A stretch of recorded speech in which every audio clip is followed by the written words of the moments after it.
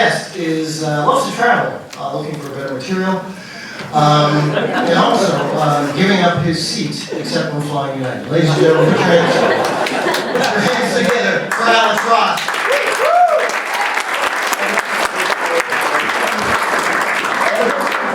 Very good crowd. Thank you for coming, everybody.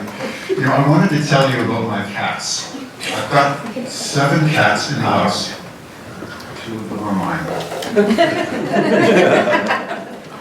There's one cat in the house, I call her the veranda cat, sweet and sour, and she is the meanest cat.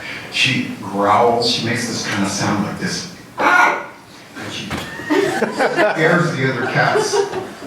Some of them even piss themselves. What can you do? I think this cat wants to be a dog. She's been watching these crazy shows on television, the nature shows, with the lions that go, and the bobcats that go. When you walk down the driveway past the veranda, you'll see something very interesting. My neighbors, they're very clever. They hate red tape, like I do. I hate red tape. I hate going to City Hall and getting permits.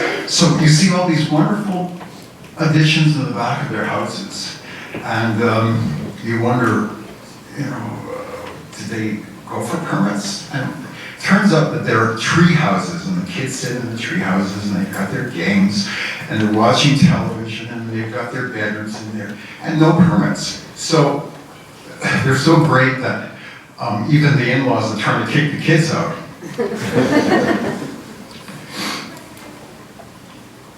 When you go for a permit now to get a condo, make sure you tell them you want to build a tree house. I love CNN. It's my favorite network. I get all my information about Trump and this and that. I was very paranoid though. Lately, wiretapping is a big issue. So I remember the days in the 70s when I went to Moscow and Leningrad. The RCMP said to us, don't look for the bugging devices, they're there. And I said to myself, as a Canadian, I'm enamored in recording for the Russians. But Samsung is coming up with this great phone. They're developing this phone that when it detects any wiretap, it starts exploding even better than last year's model. I love pigeons too, in addition to cats. And this driver hit this pigeon, and I said, retribution, retribution, and the pigeon's friends all rallied together and shit on the guy's windshield. And the guy ran into the old man who was feeding the pigeons on the park bench, and he got the bad karma. Before. I do love traveling, and I know a lot of you are from out of town. Maybe you remember the Rainbow Bridge. I love the Rainbow Bridge. I like to see Niagara Falls and the Ferris wheel just before I get on the flight to Fort Lauderdale.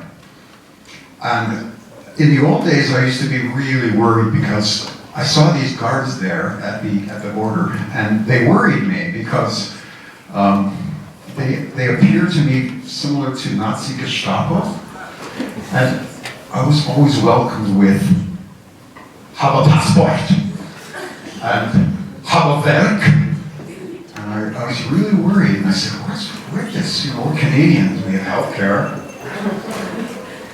And Trump must have said to them, forget it. Stop bothering with these Canadians. They've got money. There's no such thing as an illegal Canadian.